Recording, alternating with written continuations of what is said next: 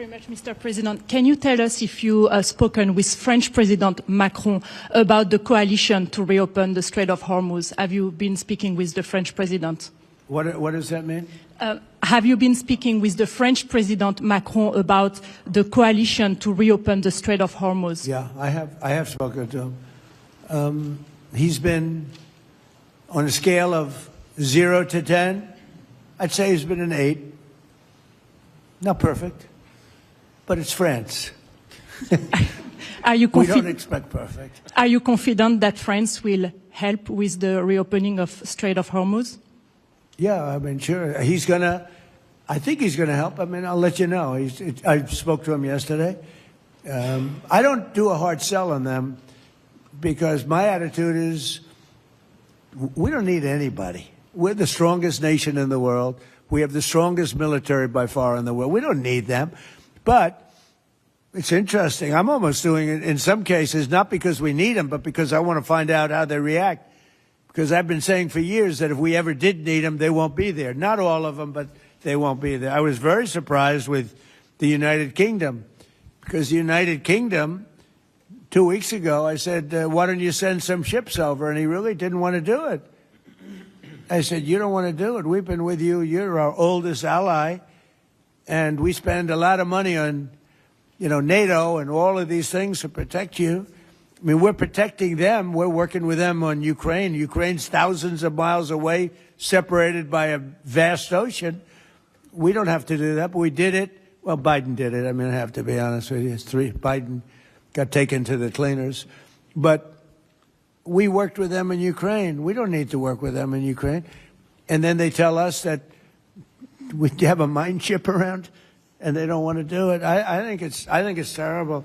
No, I was very surprised. I told him, we requested 2 aircraft carriers, which they had, and he didn't really want to do it. And then right after the war essentially ended, meaning they were obliterated, he said, I would like to send the aircraft carriers. I said, I don't need them after the war is ended and won. I need it before the war.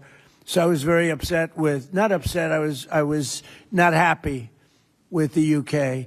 I think they'll be involved, yeah, maybe. But they should be involved enthusiastically. We've been protecting these countries for years with NATO, because NATO is us. You can ask Putin. Putin fears us. He has no fear of Europe whatsoever. He fears the United States of America and the military that was built by me in the first term. Yeah. President, you mentioned the significant amount of oil that China derives from the Middle East. What is the status of your conversation with President Xi in terms of getting China to cooperate, in terms of making the Strait of Hormuz safe for those oil tankers? Yeah, so China is a great example. They get 91% of their oil from the Hormuz Straits, which we protected for years. And it always bothered me that we have these countries. Japan gets 95% of its from the Straits, the Hormuz Straits. And it always bothered me that we're protecting and we don't need them. We didn't need them before we started dig we must. Dig me must, that's the Trump policy of lots of oil. And we didn't use them very much. It used to be at 10%. Now it's at almost 0. We don't need, we don't need oil. We have all the oil we need for ourselves. It's one of the great assets that we have. We have more than double what anybody else in terms of oil production. We're at more than double any other country. So we don't need it, but we did it. It's almost, you could say we did it out of habit, which is not a good thing to do. But we did it because we have some good allies there. We have some great Middle Eastern countries there, Israel there. So we did it for a lot of reasons. But it always amazed me that we did it. We never asked for reimbursement. And it was really there to serve other countries, not us. And by the way, we have the Sugar King. The same story. Look at that. Alfie van Hoel. Alfie, thank you both very much. Huh? That's Pepe, yeah. Pepe. Hi, Pepe. How are you? How are you? Is Alfie in the backstage? Huh? Is he sitting back there waiting for you? No? You doing all right? Pepe is a great friend of all of ours, I think, in the room, tremendous, and we appreciate you being here. Great to have you. Thank you. Mr. President, honored. That's great. Both of you, thank you very much. So go ahead, please. Thank you, Mr. President. Mr. President, you've said that Iran does want to make a deal. Now, into the third week of this bombing campaign, what would that deal look like? What are the ask that you're making of the government? They want to make a deal. They're talking to our people. I don't know if they say that to you. Maybe they do, maybe they don't. Don't forget, they are a country that for years, I didn't know this until recently, they're a country based on disinformation. And now they're using disinformation plus AI. And that's a terrible situation. That's a terrible situation. They showed all sorts of things happening in the last 2 weeks that never happened. Between their kamikaze boats that don't exist, between blowing up the aircraft carrier, one of the great ships in the world, the Abraham Lincoln, on fire. They showed it on fire. I called the general. I said, General, what's with the Abraham Lincoln? It looks like it's burning down. No, it's not burning down. Not a bullet was ever fired at it, sir. They know better. I said, this is my first glimpse of AI and what they've done with it. They showed buildings in Tel Aviv burning to the ground, high-rises burning. They showed buildings in Qatar. They showed buildings in Saudi Arabia burning, and they weren't burning. They weren't hit. It was all AI-based. Terrible. It's terrible. And that's their only, I think that's the only thing they do well. They're negotiating, and we always talk. When, somebody said, well, would you talk? Why would you even talk to them? I talk to everybody because sometimes good things come out of it. But I don't know if they're ready yet. They're taking a pounding. I don't know if they're ready yet. And we don't even know their leaders. Look, all of their leaders are dead, as far as we know. But they're all dead. We don't know who we're dealing with. We knocked out the first group. Then the second group met, 88 met to pick the leader because the first group was all dead. And the second group got knocked out. They're all dead. Then the third group met. I would think they're a little nervous about meeting. I don't know if they're nervous. Maybe they're not. Maybe they're crazy. If they're not nervous, then they're crazy. But we met with the next group, but we don't know who their leader is. We have people wanting to negotiate. We have no idea who they are. Yeah, please, Peter.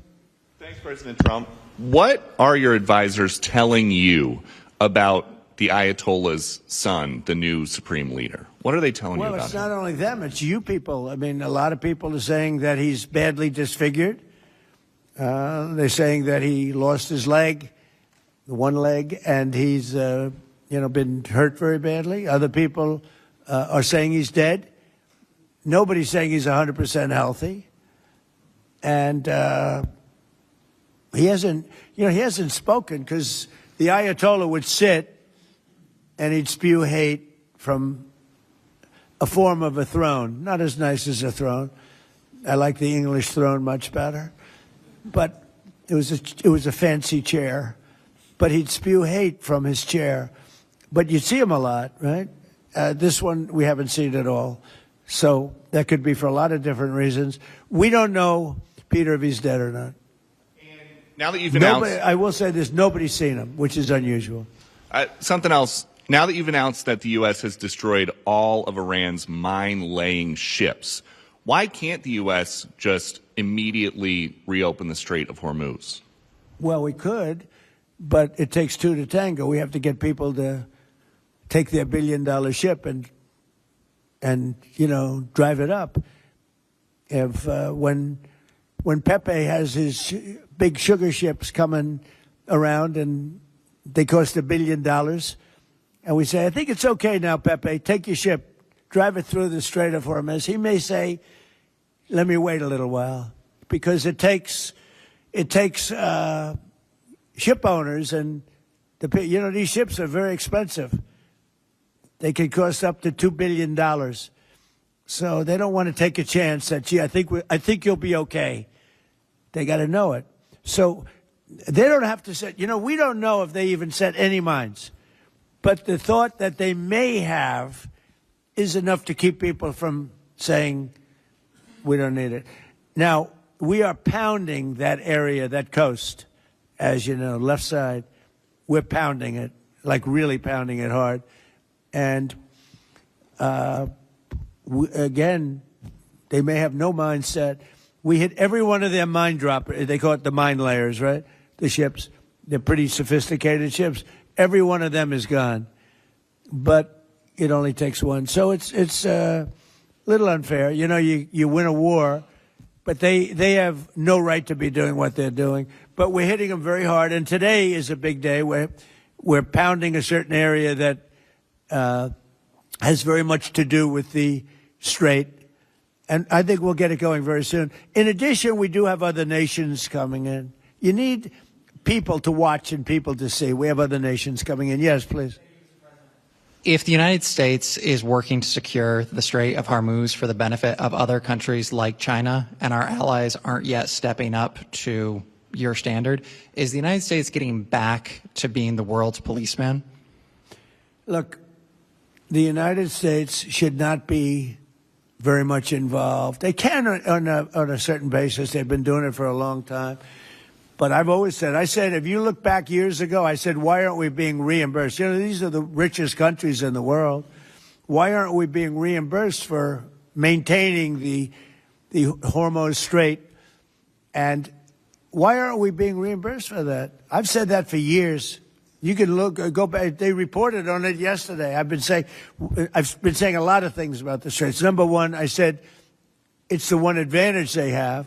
But that's a suicidal advantage because they kill themselves more than they kill the rest of the world.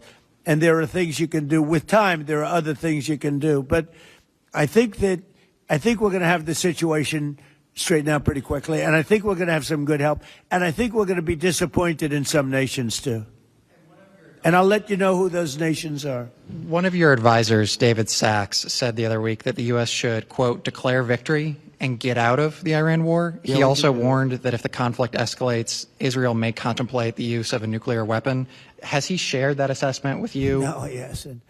Israel wouldn't do that. Israel would never do that. And, there's a theory.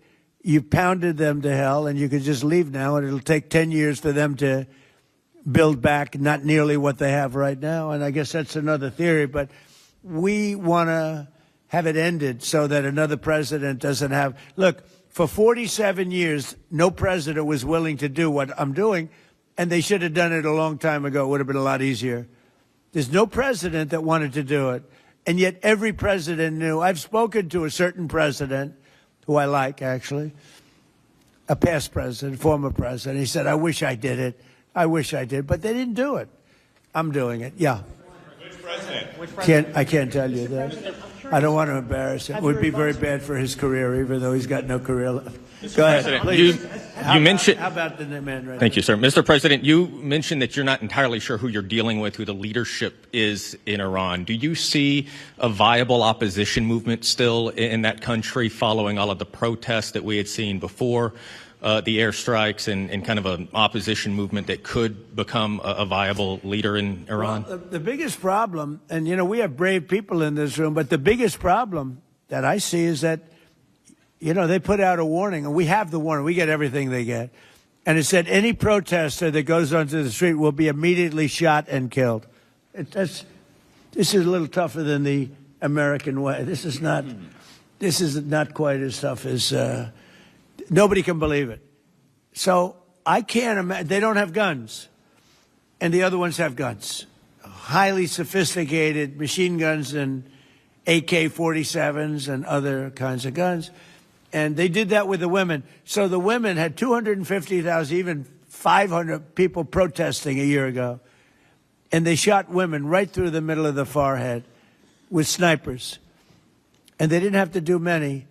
About 10 went down, bleeding profusely, and 250 to 500,000 women went running in the other direction. Because they can be brave, but they're not stupid. And they have no gun, and you have snipers in buildings. specifically for this reason. So a woman goes down, falling, bleeding from the head, and it doesn't take long for that to spread. And when that spreads, that crowd dispenses. And nobody else has been able to do that to the extent that these people are violent. They killed a minimum 2 weeks ago, 32,000 people.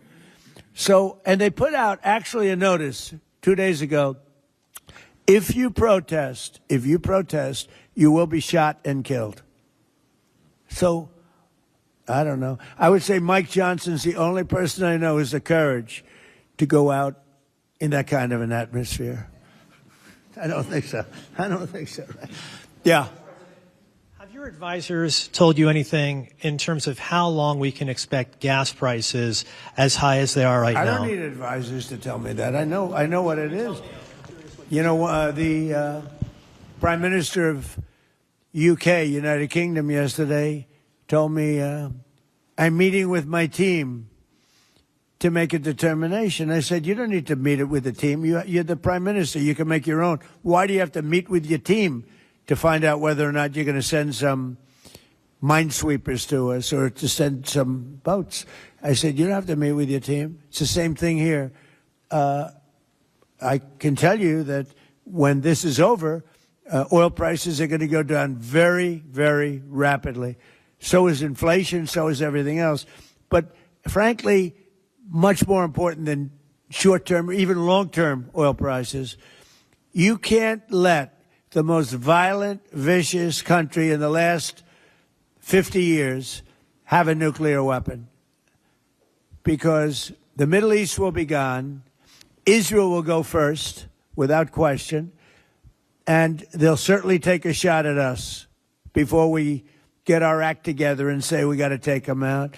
You can't let Iran, who's truly a nation of great terror and power. Look what happened in the last 2 weeks. They weren't supposed to go after all these other countries in the Middle East. Those missiles were set to go after them. So they hit Qatar, Saudi Arabia, UAE, Bahrain, Kuwait. Nobody expected that. We were shocked. And the other one, you know, they fought back. They could have yielded. But think of it, if we weren't around, they had tremendous power. They had thousands of missiles, most of which we've terminated. They had thousands of drones. They were making drones and missiles all over the place. We've knocked out most of those factories. I mean, now they're sending out 2 or 3 missiles. Now, you know, they've still got some. They might have 8% left. But mostly they've been eliminated. They've been terminated by what we did and what Israel did, too. Yeah, please. Israel is expected to expand its ground offensive in southern Lebanon to go after Hezbollah. Have you discussed that with Israeli leaders? Yeah. And does the United States support a potential Israeli invasion of Lebanon? Yeah, no, I did. And I know, though, look, Hezbollah is a problem. It's been a problem for a long time, not just now. And it's a certain area, because I was with the other night a person whose parents live in Lebanon. This is a very substantial person, wealthy person, whose parents live in Lebanon. I said, really? How do you live in Lebanon? Your parents are living? Oh, yeah, they live there. And over the years, they've gotten used to the fact that it's being bombed. But they explained to me that it's really a different section of Lebanon. It's the section where Hezbollah is. And they get used to it, I guess. I don't know. I mean, people live in Ukraine. You would think they wouldn't live in Ukraine, but they live in Ukraine. I don't know that I'd do that, but they live in Ukraine. They live in Lebanon. Hezbollah is a big problem, and they're rapidly being eliminated. Thank you very much, everybody. I appreciate it. That was President Trump just concluding answering some questions from reporters at the White House in the East Room for a meeting of the Trump Kennedy Center board. Thank you for being with us on Bloomberg TV and radio. This is Balance of Power, and I'm Kailey Leinz. No surprise that the president faced a number of questions there pertaining to the war with Iran, which is now in its 3rd week. The president suggesting that Iran wants to make a deal that they are talking to, quote, our people, though he also said it is not clear who the leadership is in Iran at this point. He says we don't know who Iran's leader is. He also said he does not know if the new supreme leader, Mujtaba Khamenei, of course, the son of the late Ayatollah, is dead or not. He said people are saying he may have lost his leg or is dead. No confirmation from the president either way on that, as he also spent a good deal of time talking about the Strait of Hormuz after calling on other world powers to help the U.S. in reopening the strait. He says that it takes two to tango on the Strait of Hormuz and that ships need to want to go through. They need to feel safe doing so. He thinks the ships would be okay to pass at this point, and he thinks the Strait of Hormuz will get going, quote, very soon. Now, also interesting that the president said he will be putting out a list of countries who are willing to help on the Strait of Hormuz and those who are not going to be cooperating nations. He said that he would not be very happy with, though he did say, and this is a quote, we don't need them, going on to say that the U.S. has all the oil it needs. And he said that when this war is over, oil prices are going to go down very rapidly. Of course, that is not the case now. We are down on the day, but Brent is still up over $100 a barrel. So we want to get more on the latest from President Trump now as we go live to the North Lawn of the White House, where we find Bloomberg Washington correspondent Tyler Kendall. Tyler, obviously, President Trump covered a lot of ground there. Just walk us through what else he told us.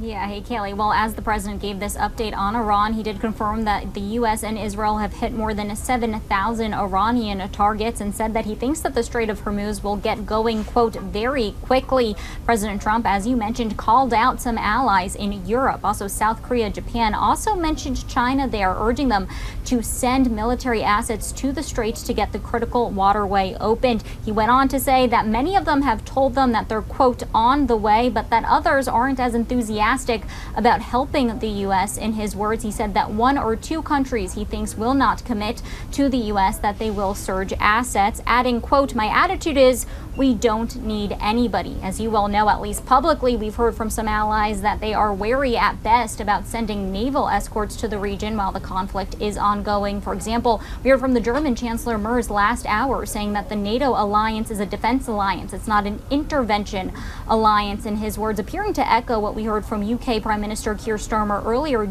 today, who seemed to rule out the potential that we could see a NATO naval mission sent to the Strait of Hormuz, though people familiar with the matter do tell Bloomberg News the UK is looking at some other potential options to put on the table in talks with the US, including deploying autonomous drone mine hunting drones to go after any potential mines that may be left in the strait. Really importantly here from President Trump, he did indicate that the threat of targeting energy infrastructure in Iran does remain on the table, saying, quote, one simple word and Karg Island pipelines will be gone, in reference to the U.S. going after military targets in Iran's top oil export hub. That would be considered a major escalation in the war if the U.S. started targeting energy infrastructure. But Kailey, at the end there, President Trump maintaining that oil prices will go down. He says once the conflict comes to an end. As you well know, the Interior Secretary Doug Burgum told us on Balance of Power last week that in the meantime, the administration is, quote, leaving no stone unturned in its bid to help lower costs for consumers.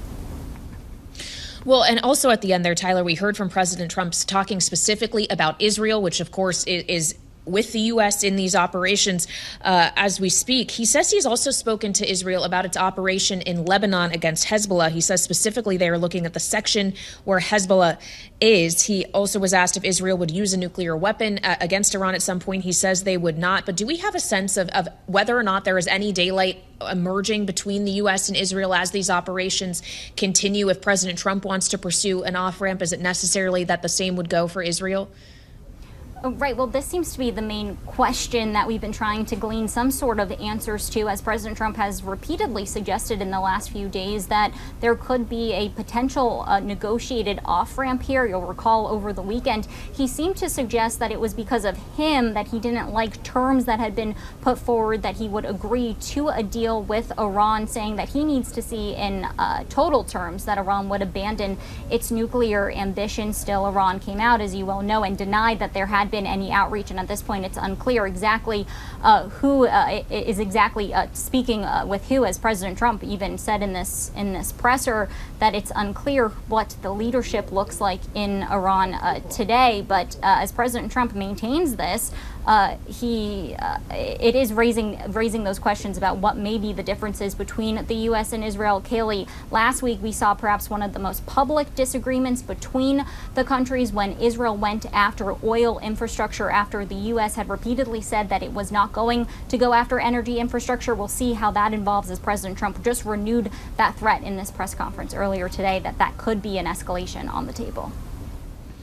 All right, Bloomberg's Tyler Kendall live at the White House for us. Thank you so much. And as we contend with the idea of potential damage to energy infrastructure, be it Iran or other infrastructure in the Gulf that we have seen targeted in just the last 24 hours or so, we, of course, want to monitor oil prices, too. They actually are down on the day. Greater move down for WTI, but Brent remains above $100 a barrel, even with the nearly 2 percentage point decline today. So let's get a check on that, commodities across the board and other asset classes, as we turn now to Charlie Pellet up in New York. Hey, Charlie. Hi, thank you very much, Kailey. Indeed, got to begin with crude. West Texas Intermediate, $94.50 a barrel right now. WTI trading lower by 4.3%.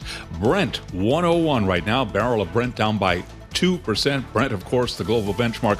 Also keeping an eye on spot gold. It has just fallen below $5,000 the ounce. The precious metal now at $49.98. Spot gold is down by 0.4%. But again, a pullback in crude. WTI is lower now by 4.2%. Equities higher as the price of crude declines. That is lifting stocks, with the S&P up 72 right now at 6704, up by 1.1%. The Dow up 385, up by 0.8%, and NASDAQ, the composite index, up 305, NASDAQ up by 1.4%. We've got the 10-year at 4.23%, with the 2-year 3.68%. Gold bears repeating, below $5,000 the ounce at $49.98, down 0.4. And again, West Texas Intermediate crude, $94.40 a barrel, down by 4.3%.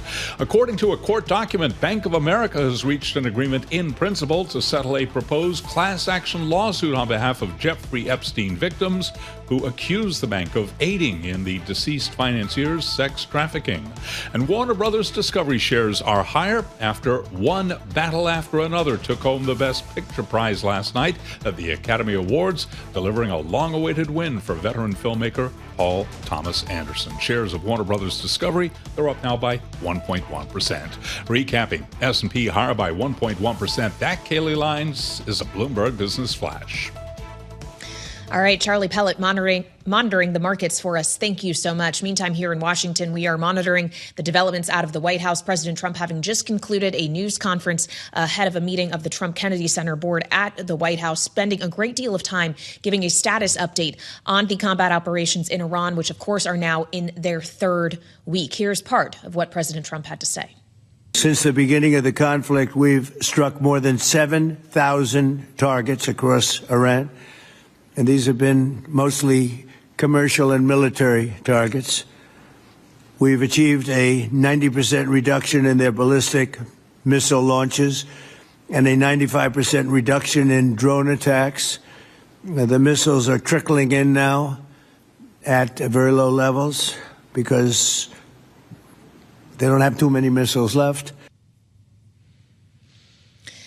The president went on to say that Iran wants to make a deal, that they're talking to our people, that Iran has people who want to talk, but we don't know who, because we don't know who Iran's leader is. So for reaction to all of this and more on what we can expect as this conflict is ongoing, we turn now to Natasha Hall, who is Associate Fellow at Chatham House and is here with us on Bloomberg TV and radio. Natasha, it's good to speak with you again. As you hear the words of the president today talking about what the military operations have already accomplished, though not signaling that they're any closer to necessarily reaching a conclusion, the idea that maybe Iran wants to talk, even though Iran says otherwise.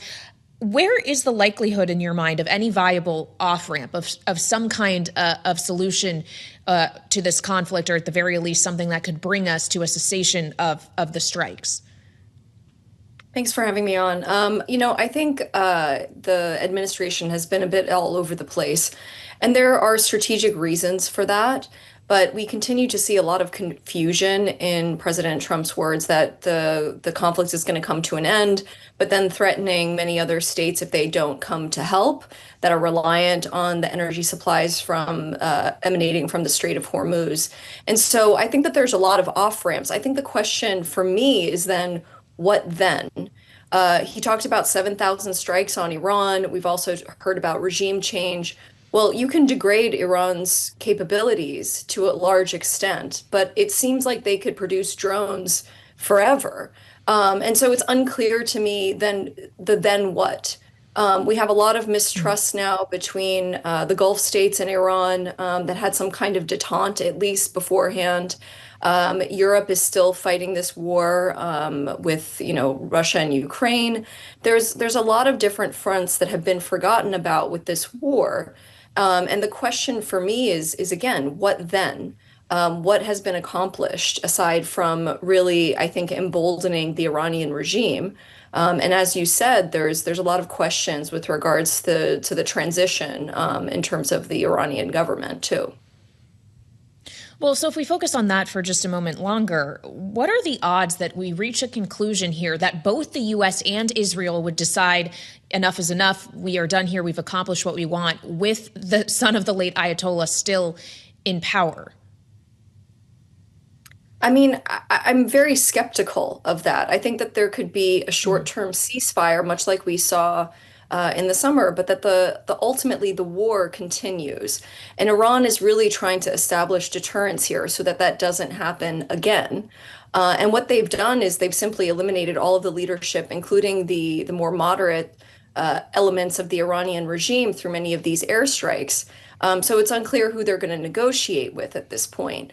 I think what is clear to me is that Israel wants to see a sort of mow the lawn strategy that it had incorporated into with Gaza to the rest of the region. And I think the question for the United States and for the American people is, do we have the appetite? Do we have the bandwidth for that kind of strategy in the Middle East moving forward? Well, and the president was asked moments ago specifically about Israel and potentially greater ground operations in the north, in Lebanon, to go after Hezbollah. He said they're looking at the section where Hezbollah is. He certainly wasn't critical of that decision making by Israel, even if he wasn't outright endorsing it, Natasha. And I wonder what you make of that aspect of this conflict, that this is no longer just about strikes directly with Iran, that there are other fronts here to consider. Yeah, there are many other wars that are sort of being, continuing and deepening under the cover of this larger war with Iran. And one of those, as you mentioned, is Lebanon, where Israel is preparing for a ground invasion to essentially displace those south of the Litani River. We're talking about 300 to 400,000 people here. We've already seen upwards of, 800,000 people displaced in Lebanon. We're talking about a fifth of the country's population. And, Trump's comments, he mentioned that these are isolated areas with Hezbollah supporters. The reality is that these people are sleeping out in the streets in downtown Beirut. This is going to encompass the entire country. And so I think that there's something missing in terms of the what then piece of this. There's a lot of cheering on of tactical wins and airstrikes. But there's not really a strategy long term in terms of what's going to actually happen after this war or after this current phase of the conflict concludes. As we consider airstrikes, Natasha, I want to return to something President Trump spoke about once again in his remarks, which is the strikes that the U.S. Did targeting at Karg Island, specifically military infrastructure, not Iran's energy infrastructure there yet. Of course, we know Karg Island is critical. It's where the vast majority of Iranian oil passes through. It seems as though the president is trying to use those strikes to get Iran to back down in some way. But I wonder if you think it might actually have the opposite effect than its intent. I think a lot of this could backfire, and that wasn't the first strike. I mean, there was also strikes on oil depots, which caused basically black rain to fall on Tehran earlier this week. So, I mean, I think that they're trying to destroy Iran's infrastructure, its ability to sustain its population as well, right? So this is sort of the more regime change elements of these operations. I think the question is, if you're not going to have a ground invasion, if you're not going to have something after this in a few weeks, And what you have is a really wounded tiger, which doesn't really mean good future for Iran, for the Iranian people, or for the rest of the region moving forward. I think this is all part of those weakening the regime more broadly strategy of this offensive. But I think the question is, for the longer term, how does this affect global oil markets? How does this affect the Iranian people and internal dissent more broadly? But for sure, you are angering the Iranian regime even further. All right, Natasha, such valuable insight. We appreciate you joining us. Natasha Hall is an associate fellow at Chatham House, here with us on Balance of Power. And we want to keep this conversation going as we turn now to our political panel. Bloomberg Politics contributors Rick Davis and Jeanne Zaino are with me. Rick, Republican strategist and Stonecourt Capital partner; Jeanne, a Democratic analyst and democracy visiting fellow at Harvard Kennedy School's Ash Center. To the point Natasha was just making on what could happen with energy prices, Rick, around this question around Kharg Island and whether or not the U.S. might actually decide to go after Iran's oil infrastructure specifically. I wonder if you think the greater deterrent to that is the idea that that would be escalation and could prompt even greater retaliation from Iran, or that it actually could potentially have a more dramatic impact on global oil prices and therefore prices at the pump here at home. Oh, I think it's a little bit of the both. Iran is very, very good at sort of asymmetric warfare. They don't need to match our missiles with their missiles.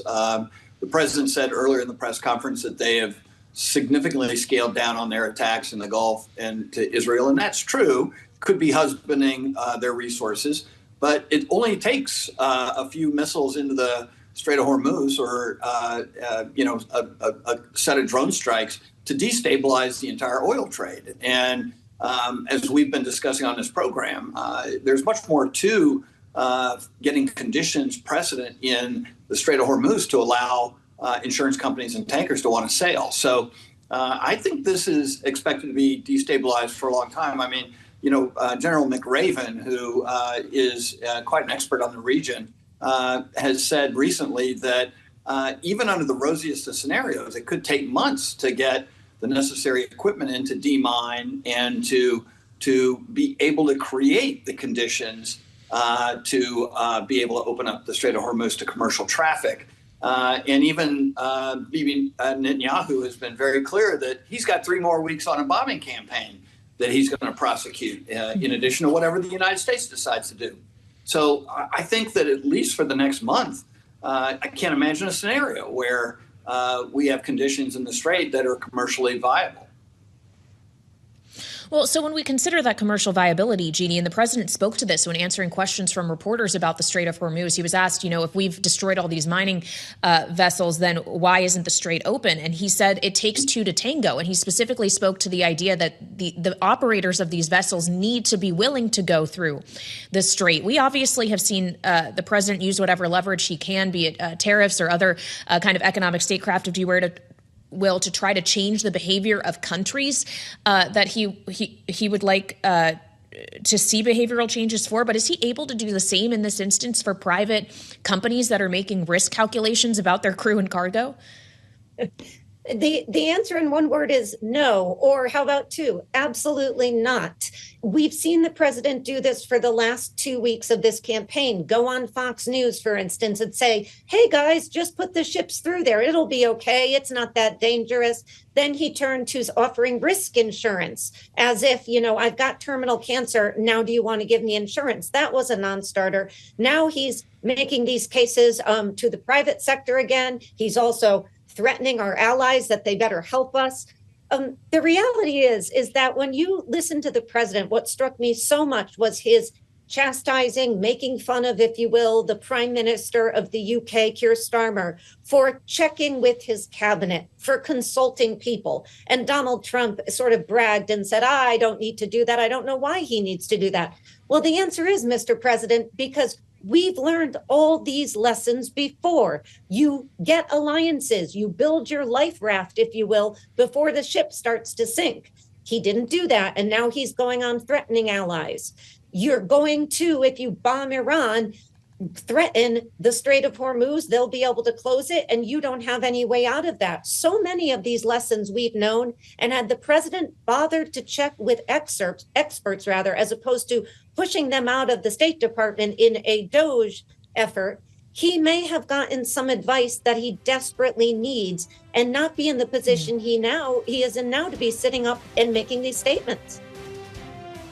All right, Jeanne, Zaino, and Rick Davis, our political panel today on Balance of Power. Thank you so much. And we have more coming up here on Balance of Power as we turn next to the CEO of the Airlines for America organization as the Middle East disrupts air traffic, and also the Department of Homeland Security shutdown, creating some issues at airports. That's next on Bloomberg TV and radio. I am indeed Kailey Leinz in Washington, where you might not really want to be right now if you've been watching the weather. It's going to be pretty gnarly this afternoon. We're talking winds of some 80 miles per hour. We're under tornado watch in the D.C. region until 7 p.m. Eastern time. It's going to be pretty brutal out there, and it's for that reason that the House of Representatives decided to go ahead and just cancel planned votes for today. The Senate, though, is beginning their work week this afternoon, and they do have a lot of work to do, as we are expecting them to take steps forward on trying, though likely not succeeding, to pass the Save America Act, voting ID legislation that, of course, the president is heavily pushing and says he will not sign any other legislation into law until he can put his signature on that particular piece of legislation. So there's that effort. We're expecting a hearing, a confirmation hearing for the man he has tapped to succeed Kristi Noem as Department of Homeland Security Secretary. Senator Markwayne Mullin will be testifying come Wednesday. There's questions swirling around whether a supplemental funding request will be coming to Congress anytime soon as it pertains to our ongoing military operations and war against Iran. And then there's the little matter of the fact that the Department of Homeland Security is still shut down. It's been about a month that that agency is gone without funding, and there's no sign yet on a path forward to get it reopened. So we want to get into all of this now as we turn to Jonathan Tamari, who's a senior Washington reporter for Bloomberg Government and is joining us now here on Bloomberg TV and radio. So Jonathan, obviously there's a lot of different directions that we could go. Let's begin with the Save America Act, because it does seem that that's what the Senate is going to prioritize first and foremost. How messy is this going to get? Is there any real chance that the president gets what he wants and the Senate decides we're going to do away with the filibuster or do a talking filibuster to avoid any Democratic pushback to this bill? Yeah, what it looks like right now is that it's going to be a Senate failure, only slower and more painful than usual. There does not seem to be any path towards either getting the 60 votes required to pass the bill through the Senate or even to changing the filibuster with rules with a majority. There are a number of Republicans who don't want to do that, don't want to change the filibuster rules. Senate Majority Leader John Thune doesn't want to change the filibuster rule. So this is an attempt by Republicans to show the president that they're trying to pass his top priority, but that there's not really a pathway to do it. It could take a number of weeks. They might let this sit on the Senate floor for a week, 2 weeks, maybe even more, as a way to show that they're really making an honest effort at it. But nobody seems to think that there's a way where this finishes, where it actually passes the chamber and becomes law. Okay, so if that's an uphill climb, I wonder if it'll be a similar uphill climb for any supplemental funding the president might request from Congress, as we know that this war with Iran has already cost billions and billions of dollars. There has been reporting that a supplemental request could be in the tens of billions, if not $100 billion. Jonathan, I don't know if you have any insight for us on the potential timing or size of that, but what about just the idea of it in and of itself? Is it going to be difficult to get through both chambers, or could we actually see Democrats supporting this measure, if not for anything else other than in the name of the American troops who are in theater?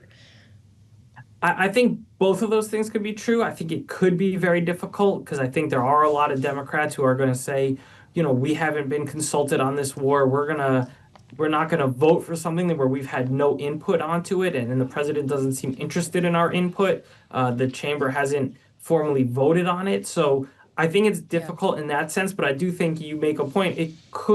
This is the kind of thing where maybe a handful of Democrats could cross over and vote for it anyway, because in the name of supporting the troops, supporting a military mission, regardless of whether they necessarily agree with the president on it, just in the name of supporting military members who are there fighting. But I think that still remains to be seen. I think we'll have to see exactly how much money they're asking for and what, if any, input they take from Democrats Do they accept any kind of strings attached to this money, or do they just say we want a blank check?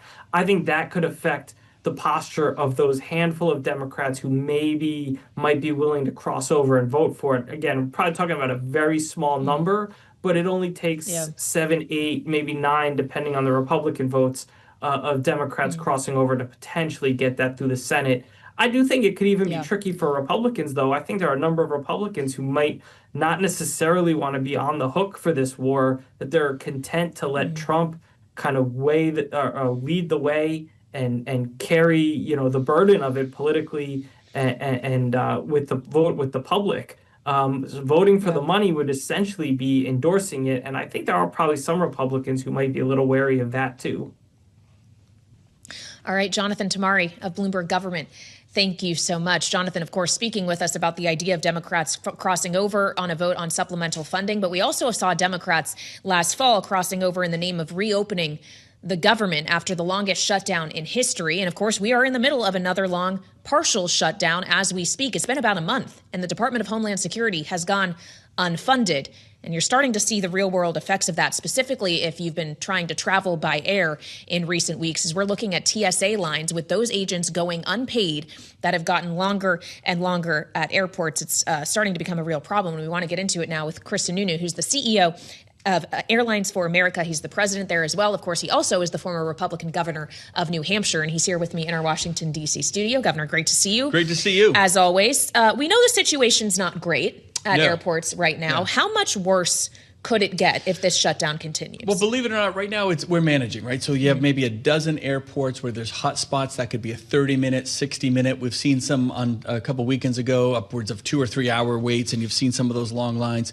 For the most part, they're managed in that the TSA has emergency deployment teams. They kind of move into place. They can add some and supplement with where the call-outs might be and where the higher traffic, especially given spring break, might be. So again, it's been managed. Folks, we tell everyone, don't cancel your flights. You might have to give yourself a little extra time going to some of these airports. But at the end of the day, the issue is really about just, the federal government paying their own employees. I mean, we've talked about this before. It's common sense. It's the most basic thing that you have to do.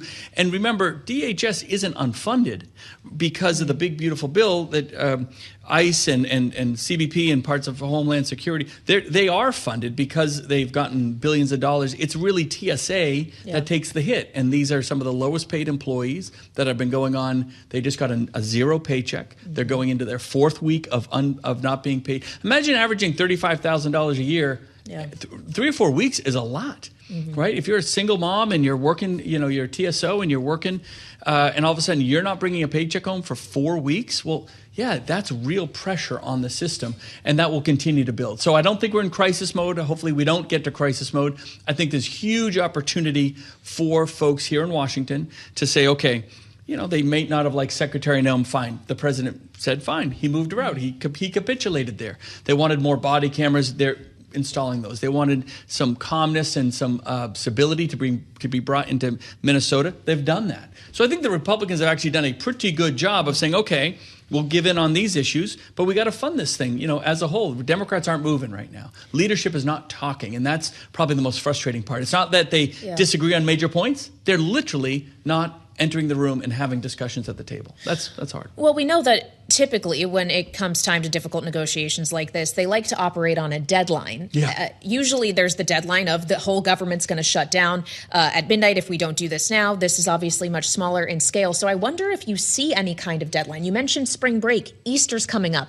I'm supposed to travel with a 7-month-old over Easter. I'm a little nervous about that right now, I got to say, given what's going on. Is that a realistic deadline, do you think, or is there a problem right now that there is not? No, because there's no deadline, right? It's when the crisis hits, maybe Washington will finally do their job. So that's this arbitrary moving target. It's not going to be what we saw in October.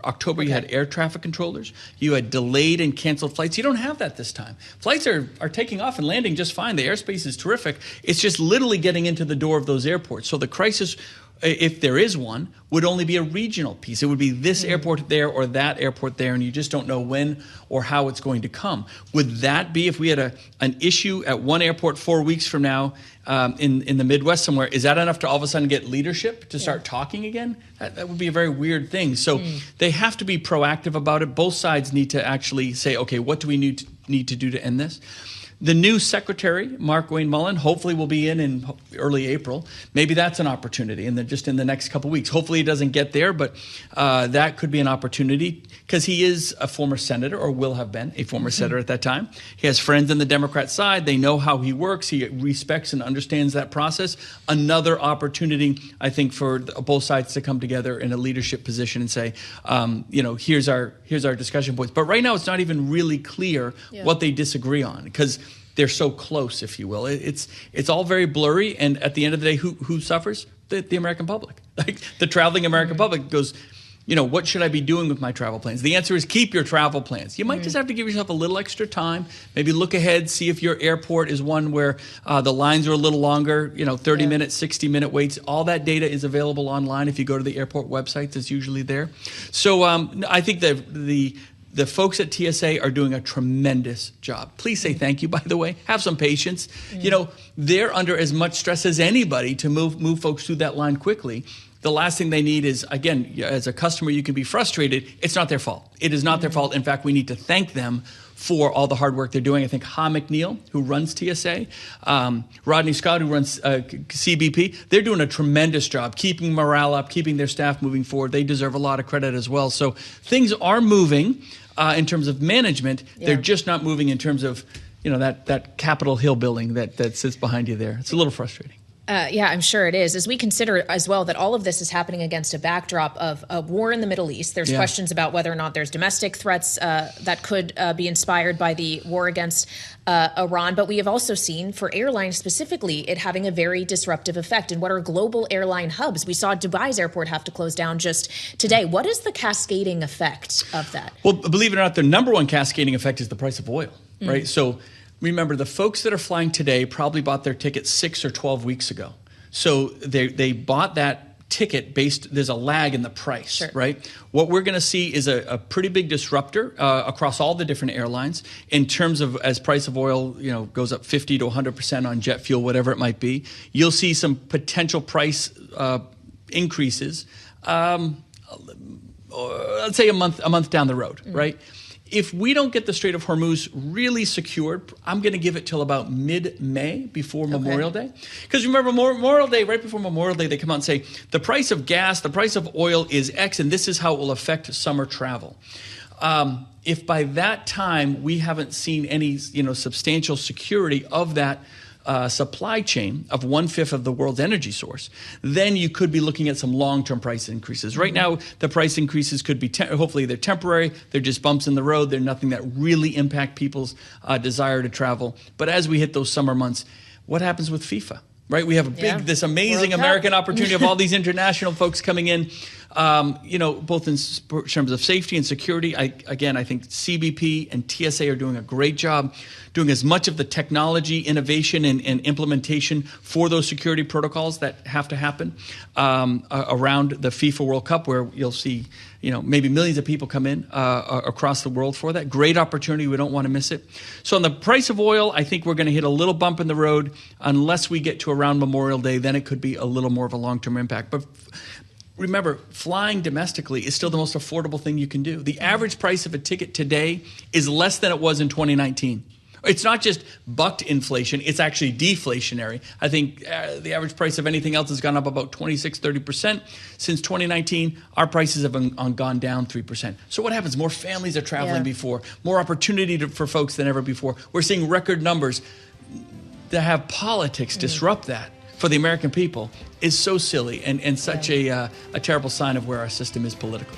All right, we have to leave it there. But Governor, thanks for joining us. The former governor of New Hampshire, now president and CEO of Airlines for America. I know, pray for me. I have a few more weeks to hype myself up for it. Prioritize families in the airline. Oh, fingers crossed it all goes okay. Thanks for being here on Balance of Power. I'll see you again for the late edition at 5 p.m. Eastern Time right here on Bloomberg TV and Radio.